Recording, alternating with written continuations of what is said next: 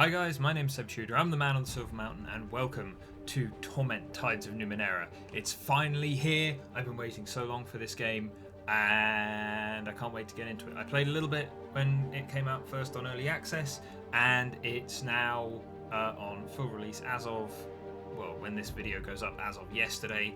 And I've been wanting this game for so long, firstly because, you know, I started off gaming with a lot of like isometric top-down kind of RPGs and things, Icewind Dale, to a lesser extent maybe Neverwinter Nights series, which is one of my favourite game series, but also Numenera, the pen and paper game by Monte Cook, by Monte Cook Games, and Monte Cook specifically, is the system that I use an awful lot for writing games and for working with. The Cypher system that it works off is one of the ones that I have enjoyed far more for telling stories and playing games with friends than I have any other. And so now we've got a full game version of it in the Numenera universe, and I intend to have an awful lot of fun with it, and you guys are coming with me. So let's get started.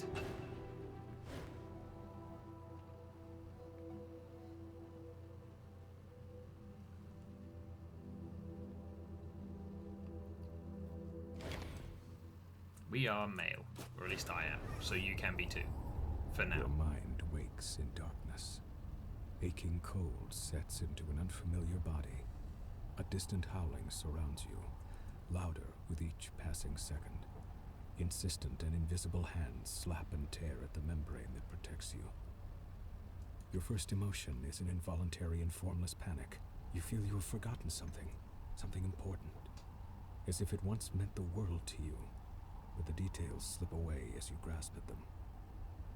You force your eyes open. Let's look around. A pink, fleshy cocoon surrounds you. Even as you look, a minor rent in its side tears open, and the howling wind forces its way inside.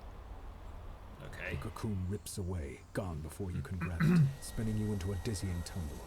You are falling, the world many kilometers beneath you. You catch a glimpse of a curved horizon, and also the ground beneath you that is approaching deceptively quickly.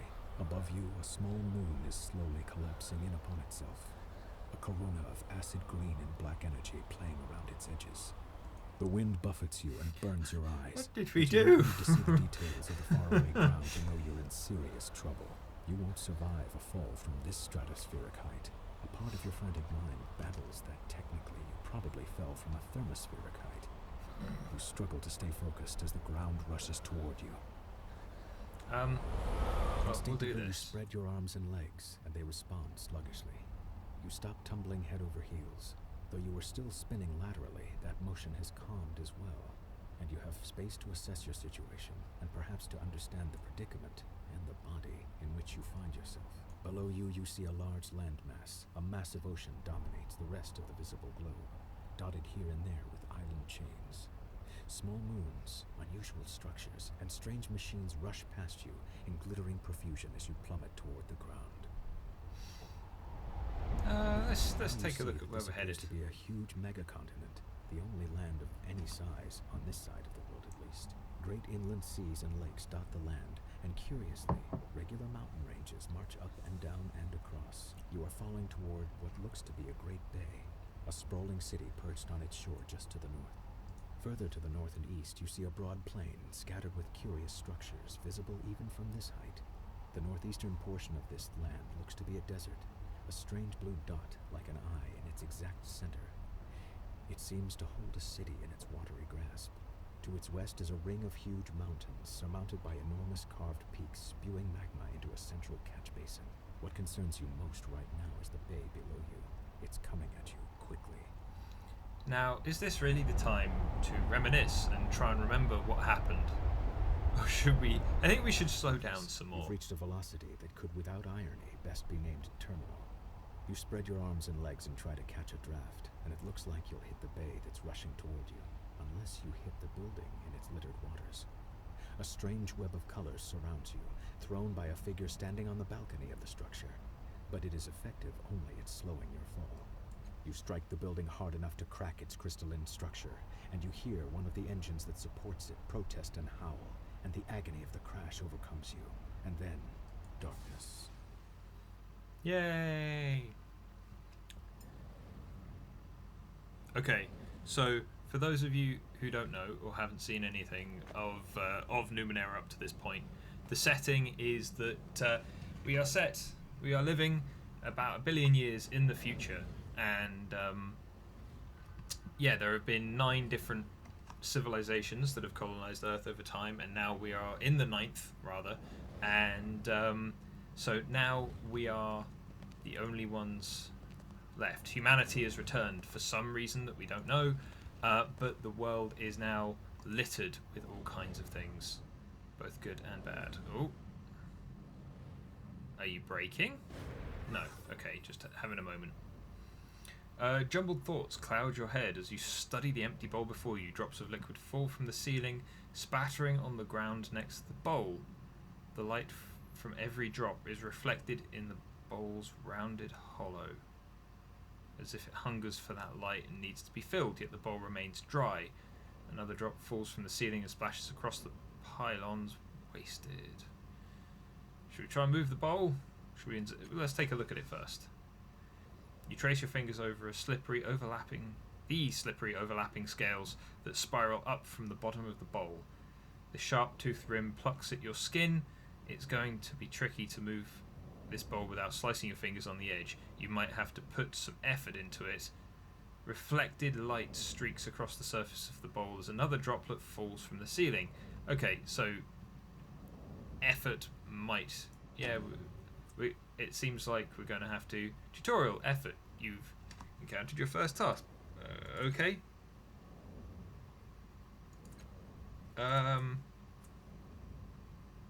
Yeah, we'll go with 1 for the moment. I don't think it will take that much just to move it. Whoops, I clicked that a little quick. But we moved it. And now there is light. Drop by drop the bowl fills, the ripples spreading over the blurred outline of your reflection, a pale blue luminescence stretching into the corners of the room. A clear radiance spills across the segmented floor, washing away the nearest shadows and pouring into your mind, melting the ragged edges of your fragmented thoughts. You are not whole, not yet, but you have begun to heal from the damage done in your long fall. A voice calls out from somewhere high above, beyond the reaches of the spreading light. Hello, are you still alive down there? We're up here. Build a path to us. Oh, that's cool. I would, but we're still in a zoom. Yes, we worked out how to zoom a minute ago, because we were far too close. Okay, so let's press things. As soon as you touch the orb of memory floods your mind. You stand in front of a rusted door. The air is humid and dank. You've had a moment's respite from this waterlogged hell, a bubble of stale air, your resting point. You've breathed water before, and you've lived decades beneath the waves, but this body's an air breather, and the constant pressure has been crushing you ever so subtly. Worse, your companion's mind seems to be wandering from the task at hand. He's a genius with machines, as you well know, but now he seems distracted. The device in his hands is covered in knobs, wires and antennas. He believes it can get the two of you through the corroded door, but he's merely staring at it. Perhaps he's lost faith in his invention, but that is hardly your concern. This mission cannot be delayed. It must proceed.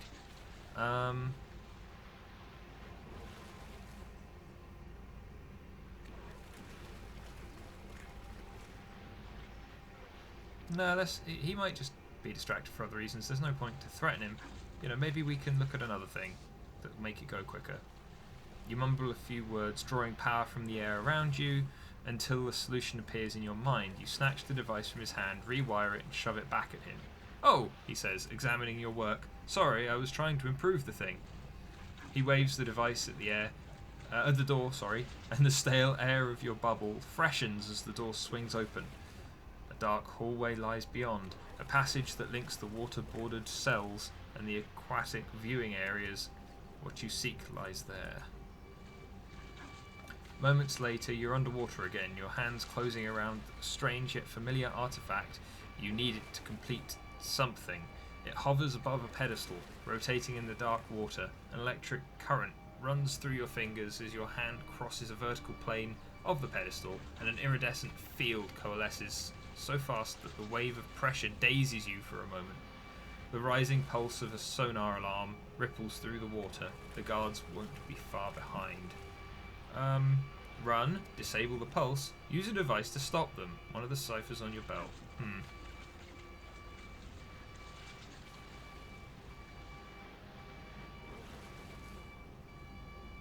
What should we do, guys? We could run away and come back, but there's no point in running away and coming back because we're already here. It's a different situation.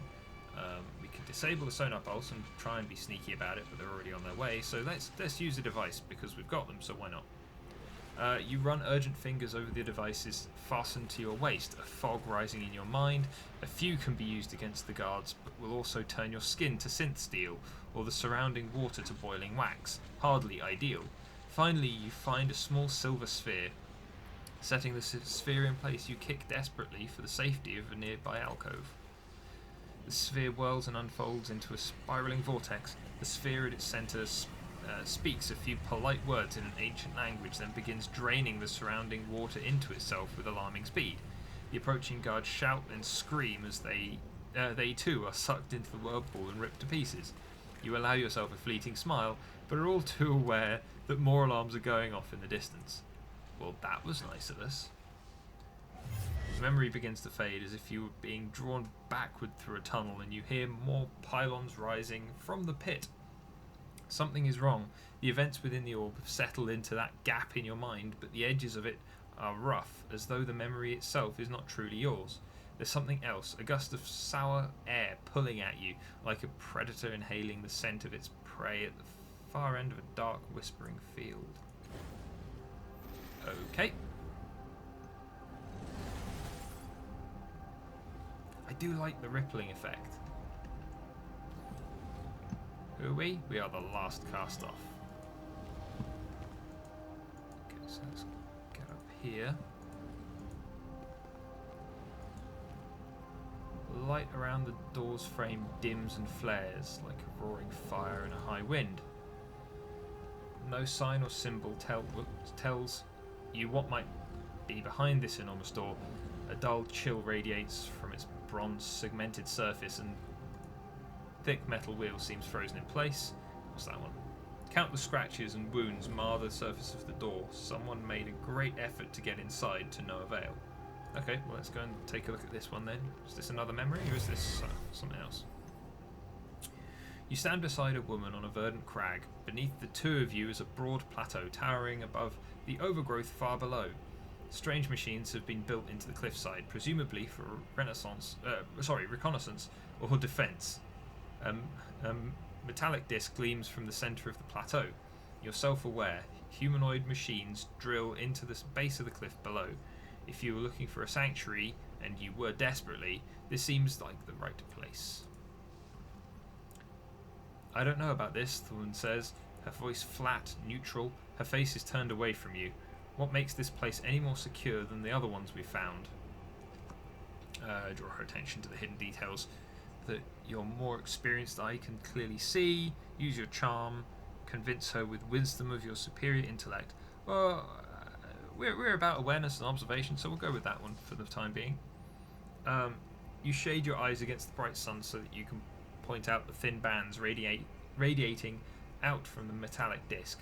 How the energy from those bands affects the local fauna, suggesting an enormous source of prior world energy. She thinks deeply. It's geologically sound. Have you run the sounding samples and checked the strata? No major caverns or weaknesses showed up on the resonance scans. She waits for your affirmation and says, "All right, I'm convinced."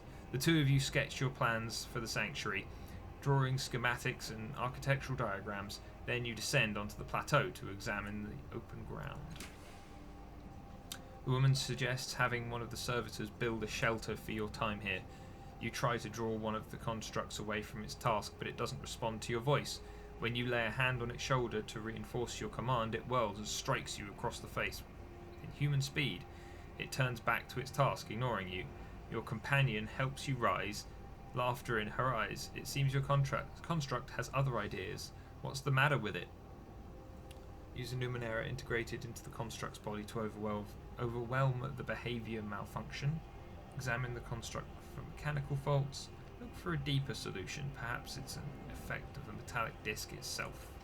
Let's go for the disc. A mist falls onto the plateau as you wrap a fiber shielding mesh around the construct's skull. The mesh powers up, protecting the construct's mind from any trans-dimensional emissions that might be in the area. Taking a deep breath, you repeat your command. Acknowledged. It obediently trundles to the side of your new shelter. The image freezes and fades, and you feel the memory filling the gap in your mind, block by jagged block. You stagger, clutching your head. Reclaiming your memories hurts. Once more, there's something else. Hairs lift one by one on the back of your neck. Something beyond this room can sense what you're doing and is hunting you.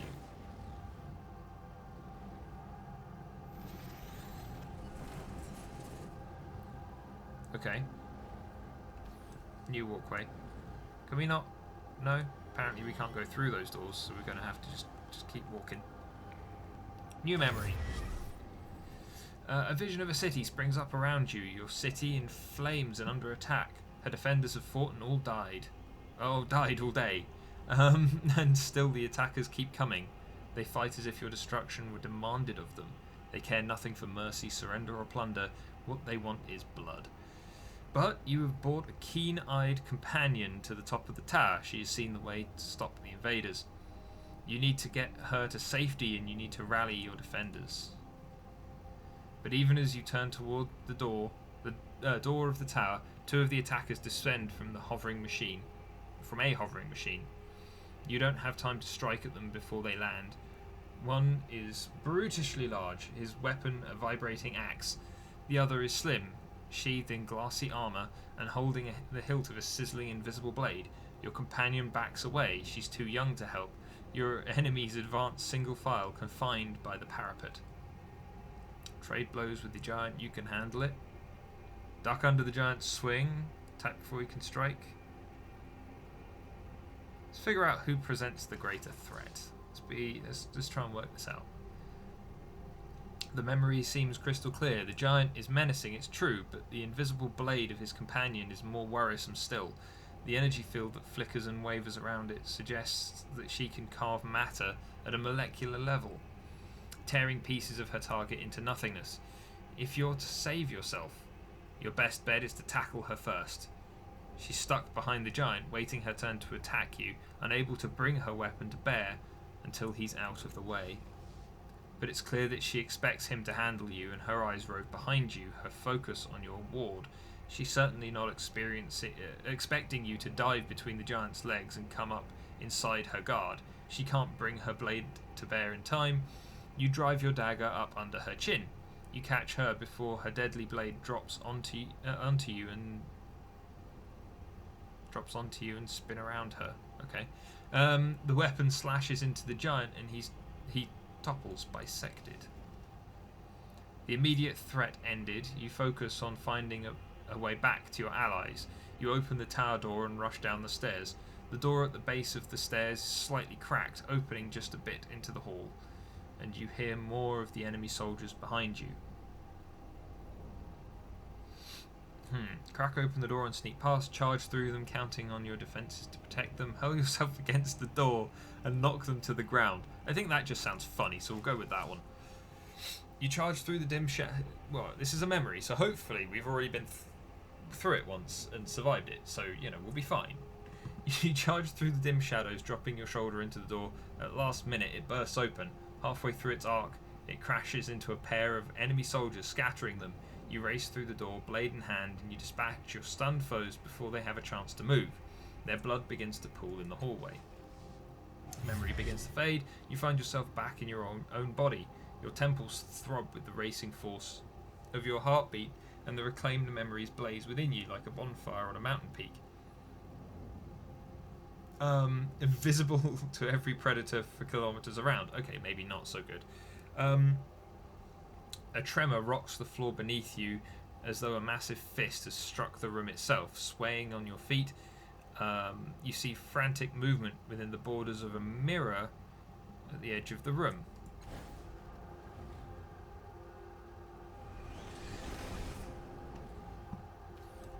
Okay, let's keep going. What's in the mirror? The border of this mirror is lavishly decorated with a dizzying number of interlocked symbols. Daggers, masks, paintbrushes, amulets and more, but that's nothing compared to what you see in the glass. You see a vast crowd of people, exact doppelgangers of you, shoving, arguing with and fighting each other. Most are drab imitations of you, but a precarious few are vivid and pull at your attention. Each of them bears an intricate pentagonal tattoo on their head. Okay. In their eyes, their actions, you see the memories you discovered within the orb, and the choices you made, shining like distant stars. Your hand twitches at your side, and though some of the bright doppelgangers ignore you, an even smaller number immediately turn to you, waiting for you to choose them and learn what you might become. A rumble shakes the room, a slow vibration spreads from the darkness below, rippling towards the ceiling. Doppelganger with clever eyes points at the doppelganger with a mystical symbol on its brow, points at the doppelganger observing all the others step away from the mirror. Well, stepping away from the mirror won't do anything. Do I have clever eyes? Tell me in the comments below. There you go. I definitely don't have a mystical symbol on my forehead, but I do observe a lot of others, and always have done. So let's go with that one. Sidling around the edge of the unruly crowd, the doppelganger cautions you to silence with a finger at its lips. Together you scan the room and its inhabitants, noting every potential hazard and hearing every drip of strange liquid in the depths beneath your feet. Quietly, the doppelganger waits for your decision. Yes, that is who I am. I want to consider other choices. Well, we'll go with this one. Oh, we're observant. That's nice. The remaining doppelgangers scatter for the edges of the mirror and vanish. Your chosen identity steps forward. Its appearance changes as it steps out of the rippling glass. Its face exudes intelligence and confidence. Shadows of several devices shimmer all around it, technology of several kinds from a myriad of past ages. You get the feeling you would be comfortable with all of it. The word nano sounds in your mind. So the way that this works in character creation in the base game is you come up with a sentence, and each part of the sentence gives you a different thing. So the nano is like a class. It's kind of castery magey class, which I guess some of our other answers have suggested that we go that way. We might do, we might not. Who knows? We'll find out. But then we've gained the descriptor observant, which gives us some bonuses to other stuff. So we'll take a look. Your doppelganger continues walking, stepping into you, filling you, making you whole. Your decision rings out into the cavernous room, awakening and unlocking vast mechanisms behind the walls. Suddenly a grotesque noise rings through the shared worlds like a bell if bells could rot. Something is coming. Restored 1 might pull. The mirror fades, leaving a dark open doorway. You take a deep breath and step through. Character creation. As you continue to do stuff, memories and mirror have begun to build your character. Okay. So what do we get? I don't know if we get anything so far. So it says that we're a nano so far. I think nano. Jack will drop us down to 5, 5, and 5. That'll knock us up to 6, 6, and 5 stats wise and give us different stuff. So this gives us access to media.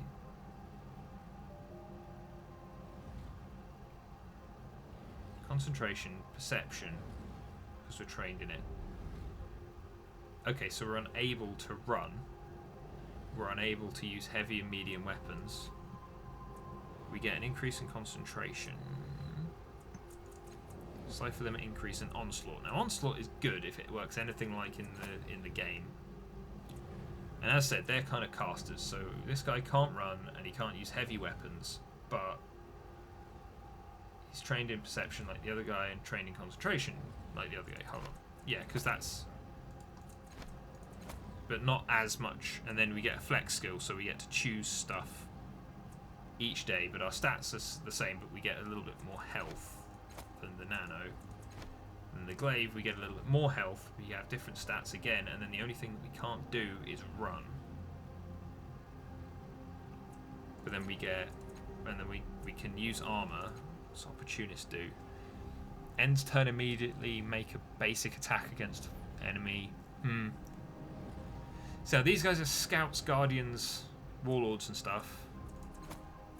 Do we want the more utility, magic-y based? Joe, we'll go with the sage, we'll go with the nano, we'll go with what it's suggested so far. Stat pools. Well, yeah, that's these, but... Oh, okay, sorry, right. Well, what we might want to do, we want to increase that because that'll help us dodge. And we don't have, we probably don't have an awful lot of need for might by comparison, but considering basic weapons may very well be melee based, I think we should probably put that up as well so that we can use that in combat. Also give us a little bit of extra health just by 1 point. Okay, so abilities, we have 2 points. Quantum step, teleport 1 ally to point within range. Removes negative fettles apart from flanked and lasting damage. Heals 6 points of health. Okay, so we want that. Adaptation, protection.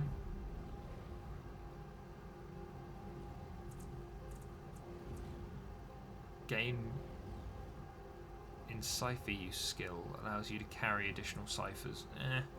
Surface thoughts of most people or creatures you speak with appear in conversations. So now that's useful. Yeah, that may very well help us out. So we'll take that as well, and we'll take a look at this other stuff later on. So we've got a heal, we can scan people's thoughts, and we've got a blast. So we've got that. That'll be good so far. Character creation, right? So choose your exploration skill. So now nature may be mystical, academic knowledge of the sciences that are not exactly physical or natural, including strange and transdimensional creatures.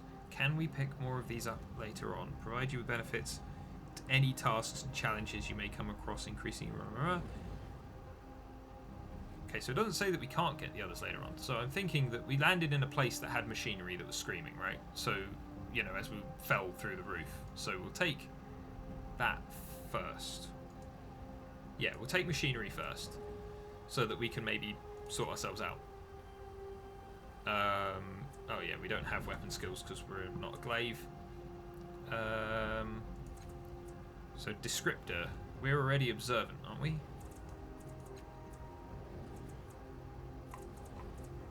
Yeah, we'll stick with observant because that's what it suggested anyway. So we'll stick with that. I mean, we could go for some of these others.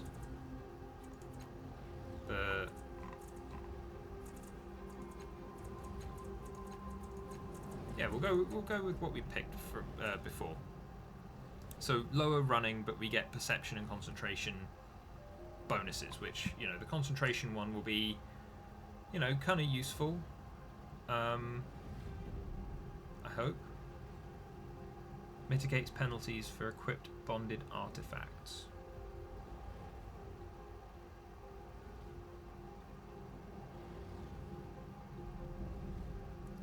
Okay, so that lets us use artifacts without negative bits and pieces happening.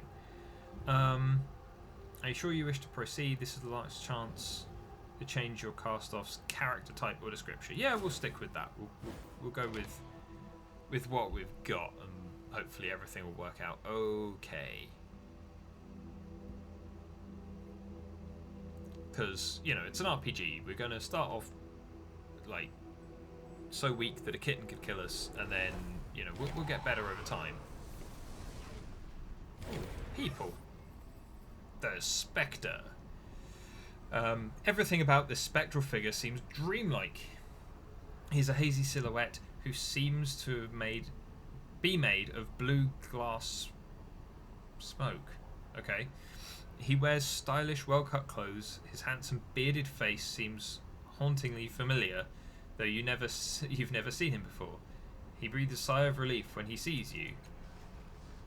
Spectre, we weren't sure that that would work. We pulled our strength and channeled it through me to reach you, to wake you up.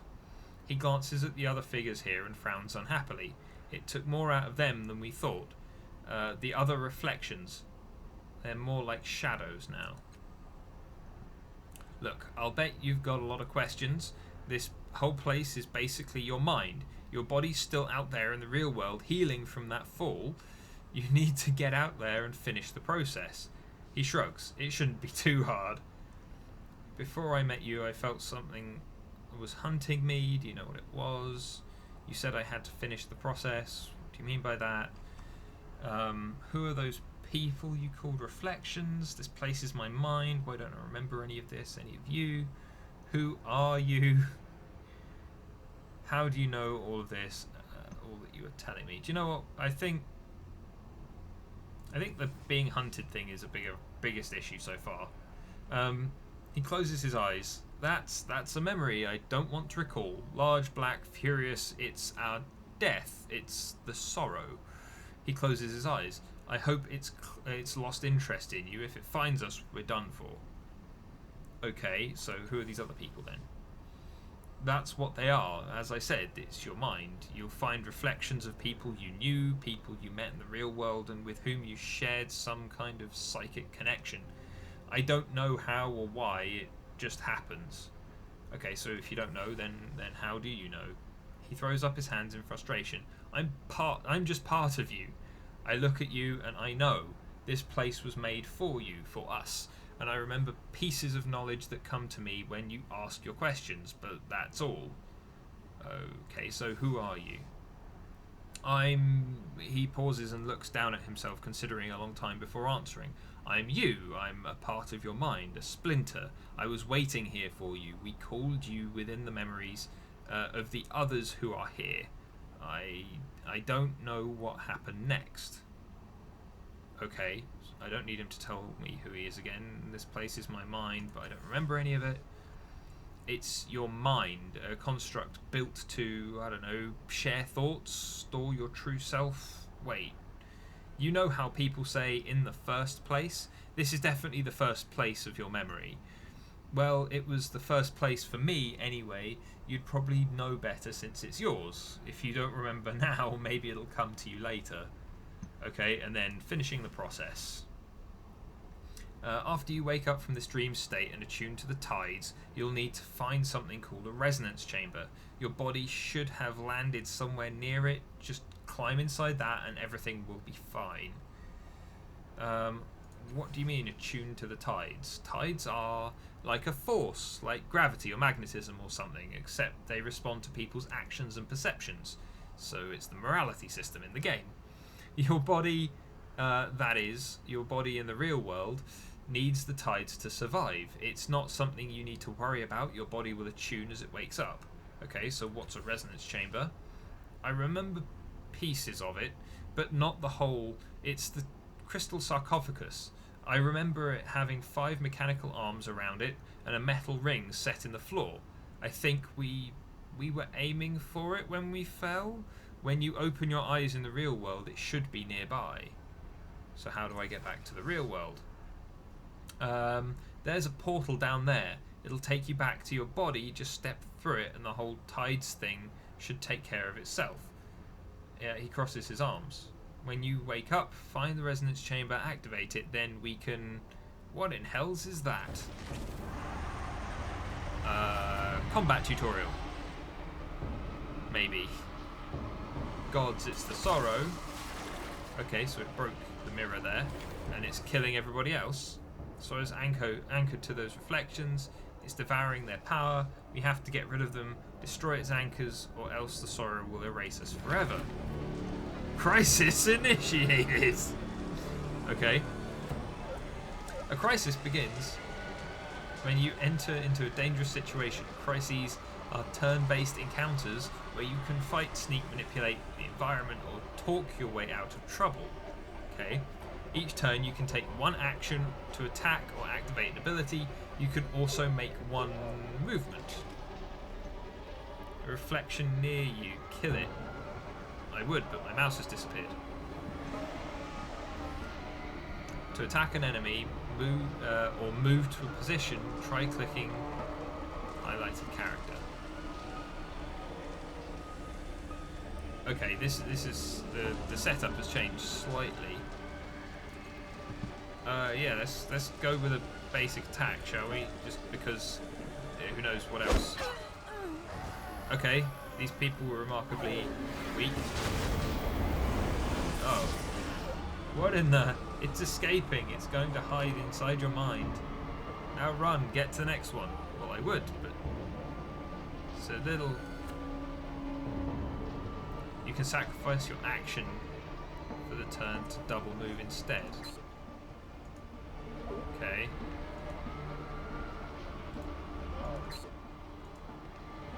So I still just need to click. Okay. Sorrow's turn. Unleash little squid things. Effort. Yes, we can add effort. But do we want to? We need to add effort. Okay.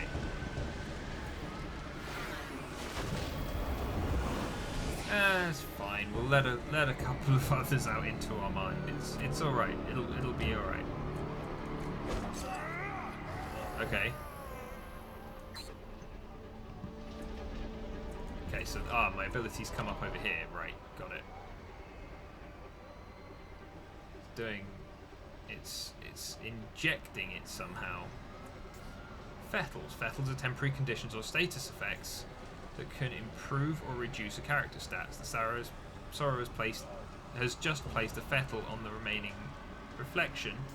You can't remove this fettle, but you may find a way to overcome it.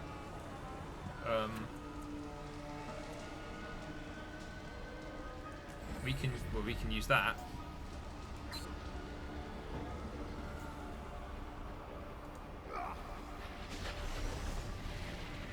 Did that work? No? Okay. Let's just send another squid. That's fine. We'll just blast him.